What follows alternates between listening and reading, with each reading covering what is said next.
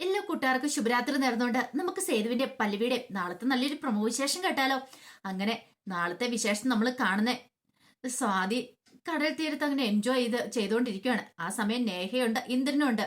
അപ്പോഴേക്കും നേഹയോട് സ്വാതി വിളിച്ചിട്ട് പറഞ്ഞു, ബാ നമുക്ക് ഇവിടെ കിടന്ന് ഡാൻസ് ചെയ്യാന്ന് പറയാണ്. ഇത് കേട്ടപ്പോ ഇന്ദ്രൻ പറഞ്ഞു ഡാൻസ് ചെയ്യാന്ന് പറഞ്ഞുകൊണ്ട് നേഹേനെയും കൂടെ അങ്ങോട്ട് തള്ളി വിടുവാണ്. അങ്ങനെ അവർ രണ്ടുപേരും കൂടെ അവിടെ കിടന്ന് ഡാൻസ് ചെയ്യുവാണ്. ഈ സമയത്ത് ഇന്ദ്രൻ ഭയങ്കരമായിട്ട് അങ്ങോട്ട് ആസ്വദിച്ചു. കൊള്ളാം, അവനിട്ട് ഇതിനേക്കാളും വലിയൊരു പണി കിട്ടാനില്ല.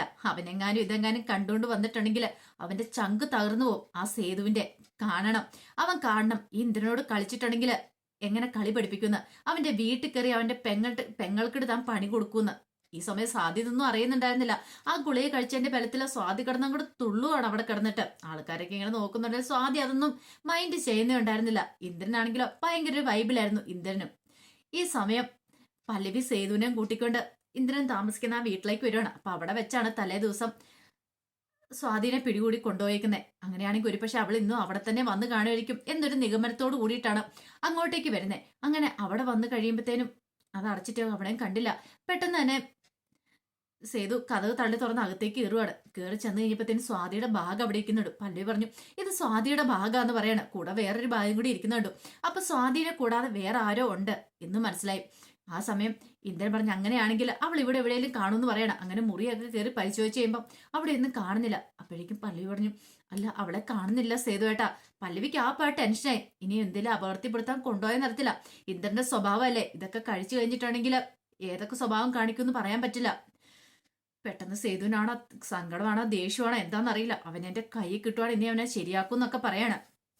അപ്പോഴേക്കും പല്ലവി പറഞ്ഞു, ഒരു പക്ഷെങ്കിൽ അതിന്റെ തൊട്ടടുത്താണ് കടൽ തീരം, നമുക്ക് അവിടെയും കൂടി ഒന്ന് പോയി നോക്കിയിട്ട് വന്നാലോ എന്ന് പറയണം. എന്നാൽ ശരി വരാനും പറഞ്ഞ് അങ്ങോട്ടേക്ക് ചെല്ലുവാണ്. ആ സമയം ഭയങ്കരമായിട്ട് വെള്ളത്തിൽ കിടന്ന് അങ്ങോട്ട് തിമിർത്ത് ഡാൻസ് ചെയ്യാണ് സ്വാതിയുടെ ഒപ്പം നേഹയുണ്ട്. അങ്ങനെ ഡാൻസ് ചെയ്ത് അവസാനം സ്വാതി കാല് തെറ്റി അങ്ങോട്ട് വെള്ളത്തിലേക്ക് വീഴുവാണ്. അവിടെ കിടന്നിട്ട് സ്വാതിക്ക് എഴുന്നേക്കാൻ പറ്റുന്നില്ല. തലയ്ക്ക് അത്രമാത്രം പിടിച്ചിട്ടുണ്ട്.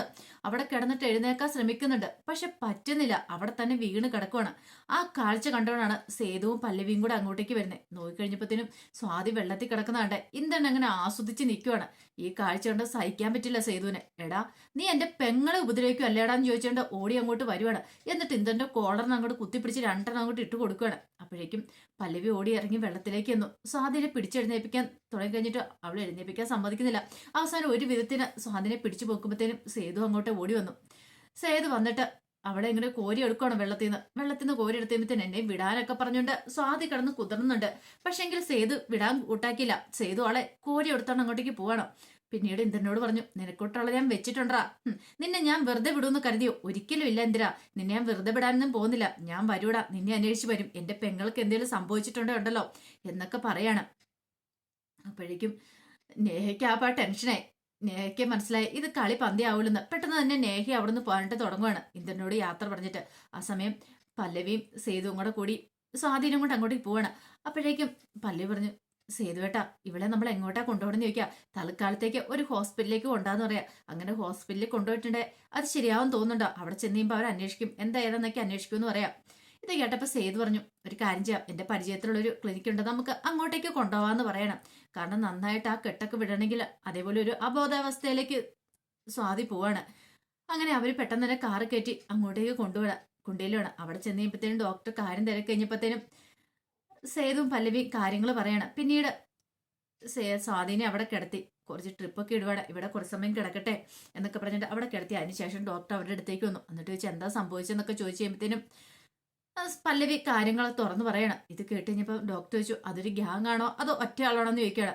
പല്ലവി പറഞ്ഞു, ഗ്യാങ് ഒന്നുമല്ല, അവൻ ഒരുത്തനാ. പക്ഷെങ്കിൽ അത് ഗ്യാങ്ങിനേക്കാളും കൂടുതലായിട്ട് അവന് ബലം ചെയ്യുന്ന ഒരുത്തനാന്ന് പറയണം. അങ്ങനെയാണ് അവനെയൊന്നും വെച്ചേക്കരുത്, എല്ലാത്തിനും ഡിസ്ട്രോയ് ചെയ്ത് കളഞ്ഞേക്കണമെന്ന് ഡോക്ടർ പറയാണ്. ഇത് കേട്ടപ്പോ സേതു പറഞ്ഞു, അതെ അയാളെ നശിപ്പിക്കാൻ തന്നെ ഞാൻ തീരുമാനിച്ചിരിക്കുന്നത്, ഇനി ഞാൻ വെറുതെ പെടുത്തില്ലെന്ന് പറയണം. പിന്നീട് പല്ലവിയോട് പറഞ്ഞു, പല്ലവി ഒരു കാര്യം ചെയ്യുക, അവളെ നോക്കണം എന്ന് പറയാം. ഇത് കേട്ടപ്പത്തിന് പല്ലവി സേതു ഏട്ടാ ഇപ്പൊ പോകണ്ടെന്ന് പറയണം. സ്വാതി എങ്ങനെയാന്ന് അറിയത്തില്ല.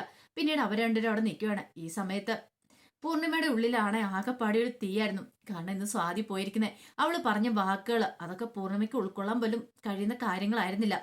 എങ്ങനെ ഇവൾ ഇങ്ങനെ ആയിപ്പോയി? ഒരുപക്ഷെ സേതു ഉണ്ടായിരുന്ന സമയത്ത് ഇങ്ങനെയൊന്നും സംഭവിക്കില്ലായിരുന്നു. സേതുവിനെ ഇറക്കി വിടണ്ട എന്നൊരു കുറ്റബോധമൊക്കെ അവളുടെ മനസ്സിലേക്ക് വരുവാണ്. എത്രയും പെട്ടെന്ന് തന്നെ സേതുവിനെ തിരികെ വിളിക്കണം, അല്ലെങ്കിൽ ശരിയാവത്തില്ല എന്ന് കരുതുവാണ്. പിന്നീട് സ്വാതിയുടെ ഫോണിലേക്ക് വിളിച്ചു നോക്കുകയാണ്. അവള് കോളേജിൽ എത്തിയിട്ടുണ്ടോന്ന് അറിയത്തില്ലോ. അങ്ങനെ വിളിച്ചു കഴിഞ്ഞിട്ട് കോൾ എടുക്കുന്നില്ല. പൂർണ്ണിമയ്ക്ക് ആ പാട്ട് ടെൻഷനായി. ഇവിടെ എന്താ വിളിച്ചിട്ട് കോൾ എടുക്കാത്തെ? പിന്നീട് ഋതുവിന്റെ അരിയിലേക്ക് ചെല്ലുവാണ്. ഋതുവിന്റെ അടുത്ത് ചെന്നപ്പോ തന്നെ ഋതു കോളേജിലേക്ക് പോകാനായിട്ട്, കോളേജിലേക്കെല്ലാം ടെക്സ്റ്റൈൽ ഷോപ്പിലേക്ക് പോകാനായിട്ട് റെഡിയാകുമായിരുന്നു. പിന്നീട് പറഞ്ഞു സ്വാതിനെ വിളിച്ചിട്ട് ഫോൺ എടുക്കുന്നില്ലോ. അത് പിന്നെ അമ്മ അവള് ചിലപ്പോൾ ക്ലാസ്സിലായിരിക്കും എന്ന് പറയാം. എനിക്കെന്തോ വല്ലാത്തൊരു ഭയമൊക്കെ തോന്നുന്നുണ്ട് ഋതു എന്ന് പറയണ. അമ്മ പേടിക്കേണ്ട കാര്യമൊന്നുമില്ല, അതിന് മാത്രം ഒന്നുമില്ല. അവള് കോളേജിലേക്ക് പോയതാ. ഇന്നലെ അവൾക്കൊരു അബദ്ധം പറ്റിയെന്ന് ഓർത്തോണ്ട് ഇന്ന് അങ്ങനെയൊന്നും ഉണ്ടാവണമെന്നില്ലെന്ന് പറയാം. അങ്ങനെയല്ലേ ഋതുവിന് പറയാൻ പറ്റുള്ളൂ. അല്ലാതെ എന്തേലും പറഞ്ഞിട്ടുണ്ട് ശരിയാവോ? താൻ അവളുടെ ചേച്ചിയാണ്, അവൾക്ക് മാതൃക കാണിച്ചു കൊടുക്കണ്ട. പക്ഷെ താൻ കാണിക്കുന്ന കൊള്ളരുതായ്മകളൊക്കെ അവള് കണ്ട് വന്നേക്കുന്നേ. അതുകൊണ്ട് തനിക്ക് അവളെ ഉപദേശിക്കാൻ അർഹതയില്ലെന്ന് അവള് പറയണേ. അപ്പൊ താൻ എന്തു പറഞ്ഞ് പൂർണ്ണിമയുടെ ആ കാര്യങ്ങളൊക്കെ പറയും. അതുകൊണ്ട് ഋതു പിന്നെ ഒന്നും പറയാനായിട്ട് പോയില്ല.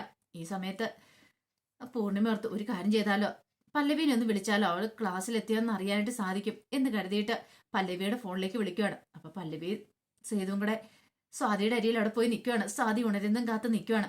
അപ്പോഴേക്കാണ് പൂർണ്ണിമയുടെ കോൾ വരുന്നത്. സേതുവിനോട് പറഞ്ഞ് പൂർണ്ണിമ വിളിക്കണേന്ന് പറയണം. ഇത് കേട്ട സേതു പറഞ്ഞ് കോൾ എടുക്കാൻ പറയണേ. കോൾ എടുത്താൽ ഞാൻ എന്താ പറയണ്ടേ? സ്വാതിനെ കുറിച്ച് ചിലപ്പോൾ ചോദിക്കാൻ എന്തെങ്കിലും ആണോ എന്ന് അറിയത്തില്ല. അങ്ങനെ ചോദിച്ചിട്ടുണ്ടെങ്കിൽ പൂർണ്ണിമയ്ക്ക് വിഷമാവില്ലേന്ന് ചോദിക്കണം. സാരമില്ല, കോൾ എടുത്ത് സംസാരിക്കുക. ഒരു പക്ഷെങ്കിൽ സ്വാതിയുടെ കാര്യം അറിയാനാണെങ്കിൽ പൂർണ്ണിമയ്ക്ക് ടെൻഷൻ ആയിരിക്കും എന്ന് പറയാണ്. ഇനി അവള് കോളേജിൽ വന്നിട്ടുണ്ടോ എന്ന് ചോദിച്ചാൽ ഞാൻ എന്താ മറുപടി പറയണ്ടേന്ന് ചോദിക്കുകയാണ്. നോക്കിയിട്ട് പറയാം. അങ്ങനെ എന്തെങ്കിലുമൊക്കെ പറയാണ്. അങ്ങനെ അവസാനം പല്ലവി കോൾ എടുക്കാൻ ചെന്നപ്പോഴത്തേനും കോള് കട്ടായിപ്പോയി. രക്ഷപ്പെട്ടു ഭാഗ്യത്തിന്. ഇനി പൂർണ്ണിമയെ വിളിക്കാതിരുന്നാൽ മതിയായിരുന്നു. എന്തായാലും പറയാം, ക്ലാസ്സിലായിരുന്നു എന്തെങ്കിലുമൊക്കെ പറയാന്ന് പറയാണ്. അങ്ങനെ കുറെ സമയം കഴിഞ്ഞപ്പോഴത്തേനും സ്വാതിക്ക് ബോധം വീണ് കഴിഞ്ഞപ്പോഴത്തേനും സ്വാതി കണ്ണ് തുറന്ന് നോക്കി കഴിയുമ്പോഴത്തേനും അവിടെ ആരും കണ്ടില്ല. അപ്പോഴേക്കുമാണ് അവിടെ പല്ലവി സേതുവും കൂടി ഇരിക്കുന്നുണ്ട്. പെട്ടെന്ന് സ്വാതി ചാടി എഴുന്നേക്കുവാണ്. അപ്പോഴേക്കും സേതുവും പല്ലവി അങ്ങോട്ടേക്ക് വന്നു. സ്വാതി ചോദിച്ചു, നിങ്ങൾ എന്തിനാ എന്നെ ഇങ്ങോട്ട് കൊണ്ടുവന്നേന്ന് ചോദിക്കുകയാണ്. ഇത് കേട്ടതും പല്ലവി പറഞ്ഞു, നിനക്കൊന്നും മനസ്സിലായില്ലേ? നീ എന്തൊക്കെയാ കാണിച്ചു കൂട്ടിയാൽ നിനക്ക് അറിയാവോ സ്വാതി എന്ന് ചോദിക്കണം. അതിന് നിങ്ങൾ എന്ത് ചെയ്യാൻ എന്നെ ഇങ്ങോട്ട് കൊണ്ടുവന്നേന്ന് ചോദിക്കണം. മര്യാദയ്ക്ക് എന്നെ പറഞ്ഞുവിട്, എനിക്കിപ്പോ പോണോന്ന് പറയണം. ഇത് കേട്ടതും സേതു പറഞ്ഞു, മര്യാദയാണ് മര്യാദ, അടങ്ങി ഇവിടെ കിടന്നോണം. പറഞ്ഞത് കേട്ടല്ലോ, ഓരോന്നൊക്കെ ഒപ്പിച്ച് വെച്ചിട്ട് നീ ആരാന്നാ നിന്റെ വിചാരം എന്ന് ചോദിക്കുകയാണ്.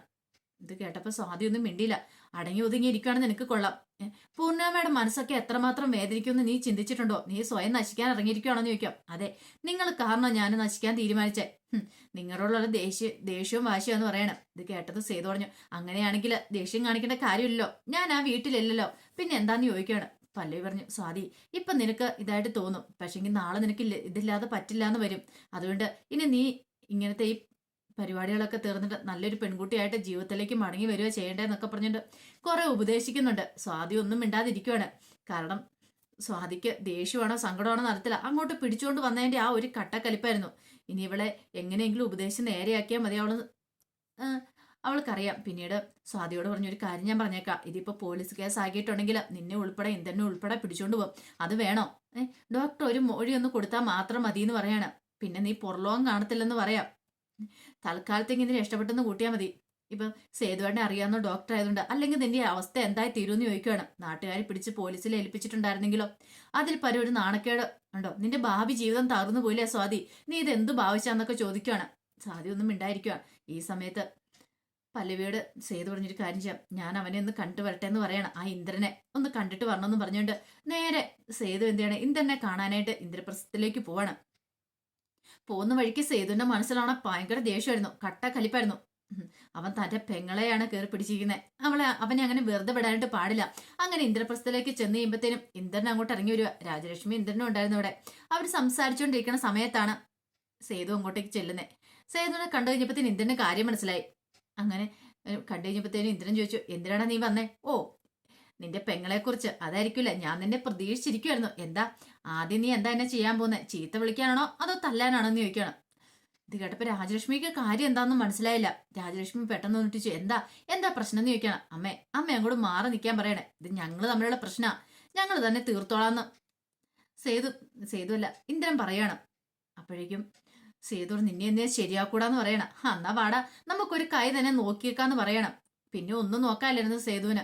സേതു അവനെ തൂക്കിയെടുത്ത് ഭിത്തിയിലേക്ക് പിടിച്ചങ്ങോട്ട് നിർത്തുവാണ്. കുത്തിപ്പിടിച്ചിട്ട് ഭിത്തിയിലെ ഏറെ കയറ്റി നിർത്തിയേക്കുന്നവരെ നിർത്തി. ഒരുപാട് തവണ നിന്നെ ഉപദേശിച്ച് നോക്കി ഞാൻ, നന്നാവില്ലെന്ന് വെച്ചിട്ടുണ്ടെങ്കിൽ ഇനി ജീവനോടെ ഇരിക്കാൻ നിനക്ക് അർഹതയില്ലെന്ന് പറഞ്ഞുകൊണ്ട് അവന്റെ കഴുത്തിനോട് കുത്തിപ്പിടിക്കണം. ജീവനോടെ നിന്നെ വിട്ടിട്ടുണ്ടെങ്കിൽ ഇത് പൊന്നും മടത്ത് തകർക്കാൻ നീ ശ്രമിക്കും. പല്ലവിനെ കിട്ടാത്തതിന് ദേഷ്യം നീ സ്വാതിയുടെ തീർക്കാൻ ശ്രമിക്കുമല്ലേ? അങ്ങനെ നിന്നെ വെറുതെ വെടുത്തിലാണെന്ന് പറയണം. അപ്പോഴേക്കും രാജേഷ് വന്നിട്ട് അയ്യോ സേതു അവനെ ഒന്നും ചെയ്യില്ലേ എന്നൊക്കെ പറയണം. പക്ഷെ എങ്കിൽ സേതു പറഞ്ഞു, നിങ്ങളുടെ മകനെ നിങ്ങൾ വേണേ മര്യാദയ്ക്ക് വളർത്തായിരുന്നു. നിനക്ക് അവനെ ശരിക്കും വളർത്താനും പറ്റിയില്ല, എന്നിട്ട് വന്നേക്കുന്നോ കരഞ്ഞോണ്ട്. ഒരക്ഷരം മിണ്ടിപ്പോയേക്കലെന്ന് പറയാണ്. അല്ലെ ഇപ്പൊ ഇവനെ ഞാൻ കൊന്നു കളയെന്ന് പറയാണ്. ആ സമയം ഇന്ദ്രൻ ഒരുമാതിരി കൊലച്ചിരി ഇരിക്കുകയാണ്. പിന്നീട് സേതു അവരുടെ സംഹാര താണ്ഡവം തന്നെയായിരുന്നു അവിടെ നടത്തിയത്. കാരണം ഇന്ദ്രൻ ഒരിക്കലും സ്വപ്നത്തിൽ പോലും പ്രതീക്ഷിക്കാത്ത അടിയാ സേതു കൊടുത്തേ. കാരണം ഇന്ദ്രന് ഓർത്തോണ്ടിരുന്ന സേതു രണ്ടടി എടുത്ത് നിർത്തി അങ്ങ് പോവും, അവനെ വെല്ലുവിളിച്ച് അല്ലെങ്കിൽ തനിക്ക് അവനെ നേരിടാന്നുള്ള കണക്കൂട്ടലായിരുന്നു. പക്ഷേങ്കിലും സേതുവിന്റെ കരുത്തിന് മുന്നിൽ ഇന്ദ്രനെ പിടിച്ചു നിൽക്കാൻ പറ്റില്ല. ദേഷ്യവും കൂടെ കയറി കഴിഞ്ഞപ്പോഴത്തേനും സേതുവിന് ഇരട്ടി ശക്തിയായിരുന്നു വന്നേ.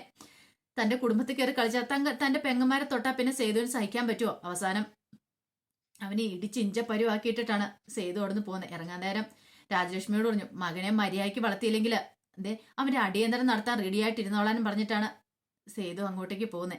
വീട്ടിലേക്ക് തിരികെ പോകുന്നത്. അപ്പൊ അതിന്റെ വിശേഷങ്ങളൊക്കെയാണ് നാളെ കാണാനായിട്ട് പോകുന്നത്. ഒരു പക്ഷെങ്കിൽ ഈ കാര്യങ്ങളൊക്കെ പൂർണ്ണിമ അറിഞ്ഞിട്ടുണ്ടെങ്കിൽ പൂർണ്ണിമയുടെ നെഞ്ചു പൊട്ടു എന്നുള്ള കാര്യം ഉറപ്പാ. ഇനിയിപ്പം സേതു പൊന്നുമടത്തിലേക്ക് തിരികെ വരാനായിട്ട് പോവാ. സേതുവിനെ തിരികെ വിളിക്കും. പൂർണ്ണിമയ്ക്ക് മനസ്സിലാവും സേതു വീട്ടിൽ നിന്ന് പുറത്തിറങ്ങിയിട്ടുണ്ടെങ്കിൽ കാര്യങ്ങൾ നടക്കില്ല, അവൻ കൂടെ വേണം എന്നുള്ള കാര്യം. അതോടൊപ്പം തന്നെ സ്വാധീനം ഇനി ജീവിതത്തിലേക്ക് തിരികെ കൊണ്ടുവരാനായിട്ട് അവർ ശ്രമിക്കും. അത് എത്രത്തോളം പ്രാക്ടിക്കൽ ആവുമെന്ന് അറിയത്തില്ല.